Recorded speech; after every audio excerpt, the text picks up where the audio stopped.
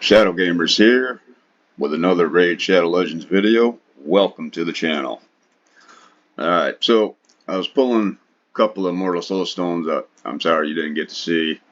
This is all I have. I don't have any of the other ones. And I happened to pull a 3-star Crixia, the new mythical that they just brought out. But yeah, just see I didn't have any of these. I had 3. I just pulled 3. And where are they at? So yeah, I just got Crixia. I got that one. And where is the other one?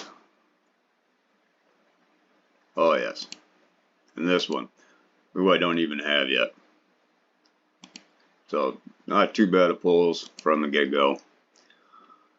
So bringing in this video, this is what I'm doing.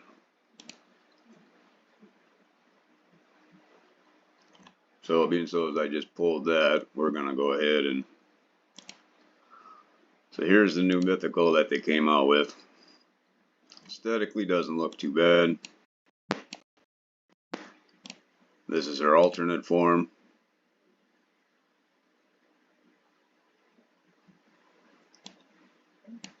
Still looks pretty cool.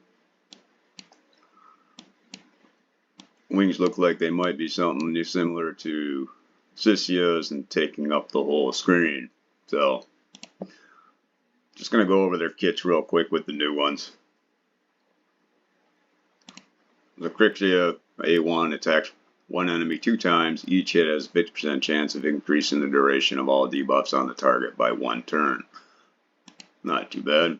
And A2, Doom Lantern, places a 50% decreased resistance and a block bust debuff on all enemies for 2 turns. Also decreases each target's turn meter by 20%.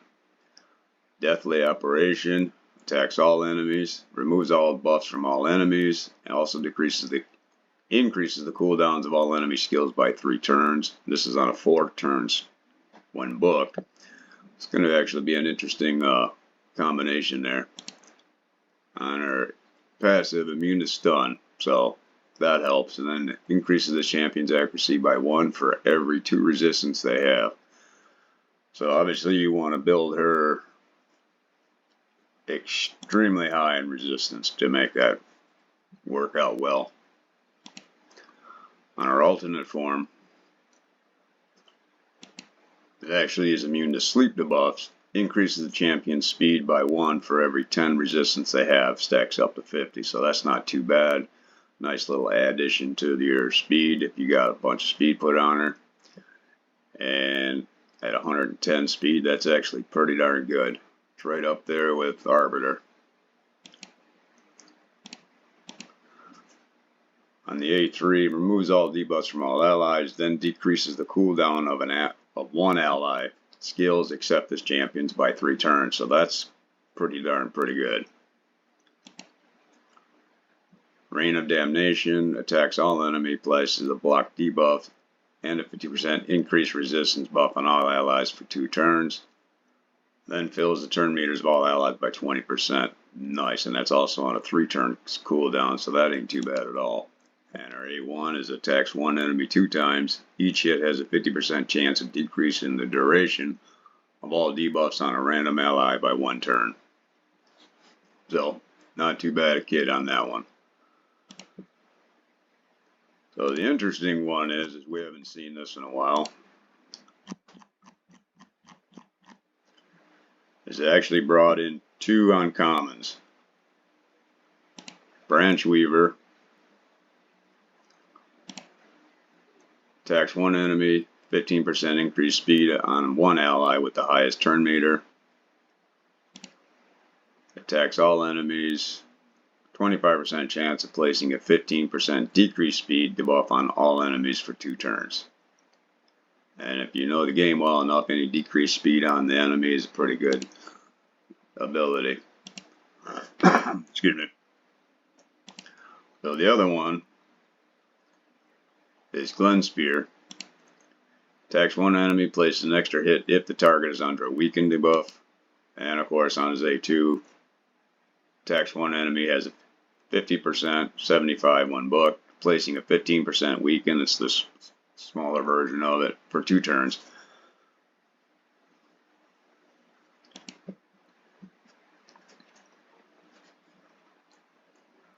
So yeah, I haven't seen any uncommons and commons come out in a while, so this is interesting to add on to this. Let's go jump up the Undead Horde. We're going to go into the epics. And we got Ostrix.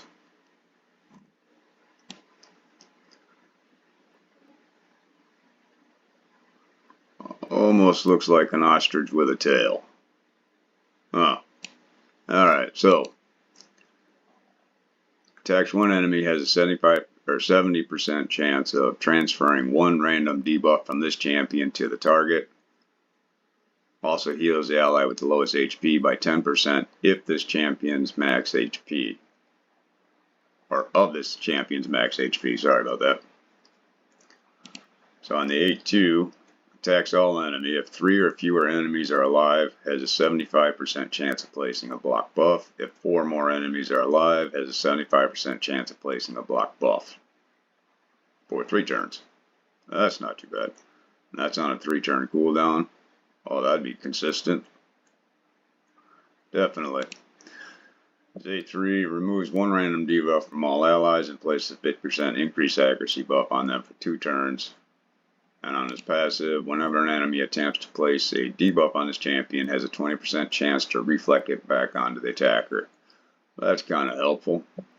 And you see him when he's at max, he's got a decent amount of defense and attack. HP is a little bit low, his speed is extremely low.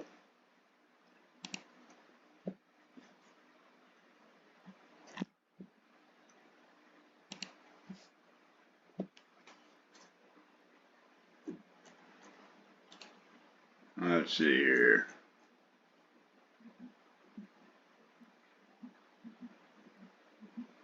And we got Neldor and the High Elves.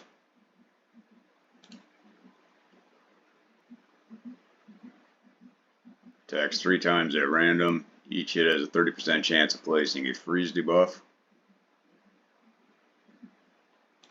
His A2 attacks 1 enemy 4 times. The first and second hit have a 50% chance of placing a decreased attack. The third and fourth hit have a 50% chance of placing a decreased accuracy. That ain't too bad. A3 attacks all enemies 2 times. Each hit has a 50% chance of placing a 30% decreased speed. Heals this champion by 30% of the damage dealt. It's on a 4-turn cooldown when booked. On his passive, whenever an ally places a freeze debuff, this champion has a 30% chance to attack the target with their default skill. That's pretty good.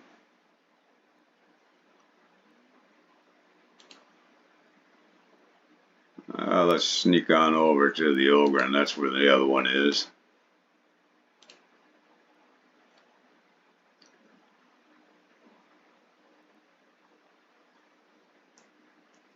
There he is, Bellatar. Well, interesting champion here.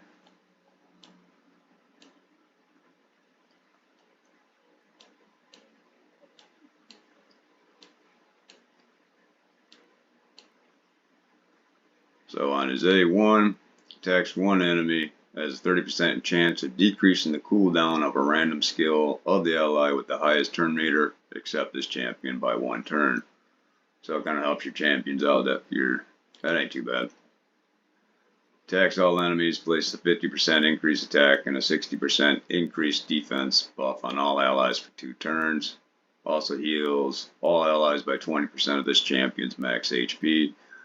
And he's got a decent amount at 21,000. His defense is at 1,266. That's pretty good. His A3 revives all dead allies with 50% HP and 50% turn meter, then places a shield buff on all revived allies for 2 turns, equal to 20% of this champion's max HP. Oh, so you got a reviver on this new squad. Cool. It's on a 4-turn though, so not bad. And it's decent with 50% HP and turn meter.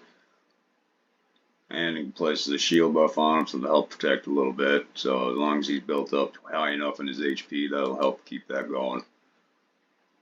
Critical Juncture has a 50% chance of decreasing all of an ally's skill cooldowns by 1 turn whenever they are revived.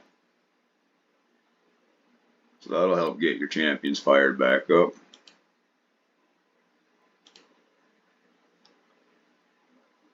Let's jump over Lizard. And we got Krokmar. Oh, he's definitely a crocodile. So on his A1, attacks 1 enemy, attacks all enemies 1 time if the first attack is critical. So he kind of gets a double hit on the first as long as he hits hard enough. He's an HP based champion, good, nice HP. Defense I think is a little bit low, speed's not too bad. A2 Gnashing Bog attacks all enemy, places a shield buff on this champion for 2 turns, equal to 20% of the damage inflicted. Also heals this champion by 10% of their max HP for each critical hit. Alright, is A3 Apex Predator. Places increased crit rate and a crit damage by 30% buff on all allies for 3 turns and then grants an extra turn. Not too bad.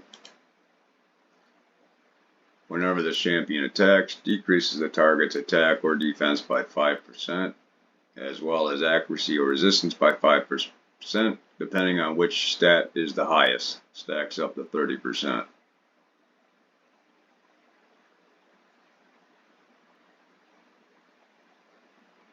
That's a good mitigator, some damage going on. We'll have to see what this champion can do. Alright, let's go up here, stop here.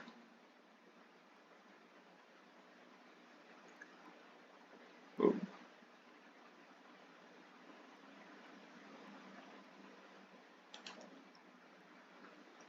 Alright, we got Kaja. Kaja the Rye. Oh, okay, she's the new one that goes along with the other event we got going on here. And conditional, of course, if Timid's on the same team, attacks 1 enemy, heals this champion by 10% of their max HP. They're on the same team, heals all of them by the same amount. A2 revives all dead allies with 50% HP and turn meter, then places 30% increased crit rate and a 30% increased crit damage buff on them for 2 turns. If Timid the Fool is on the same team and dead, revives them with full HP and a full turn meter. And if Timid's alive and on the same team, resets the cooldown and instantly activates their Kegs of Dread skill. Royal Flush fills the turn meters of all allies by 20%. Also removes 2 random debuffs from each ally as long as Timid's on the same team. Then place the block debuff on all allies. The passive Dynamic Duo. All turn meter reduction effects are decreased by 50% when used against this champion. If Timid the Fool is on the same team, this champion is immune to turn meter reduction effects. If an enemy tries to decrease this champion's turn meter, when Timid the Fool is on the same team, fills the champion's turn meter by the same percentage instead. And Aurora is 19% in all battles. Interesting champion, however, very conditional to go with Timid. So that's going to be it for today's video. We broke down the new 8 champions. I know you've seen them probably in your news when you're logged in. However, give you a little bit of idea with kit without having to search it if you don't have the time. So when you're pulling your next venture, then you'll know what you're ready for. Alright, that's going to be it for today's video. Happy raiding. We'll see you soon. And again, don't forget to like and subscribe so I can bring out more material for you. Thank you.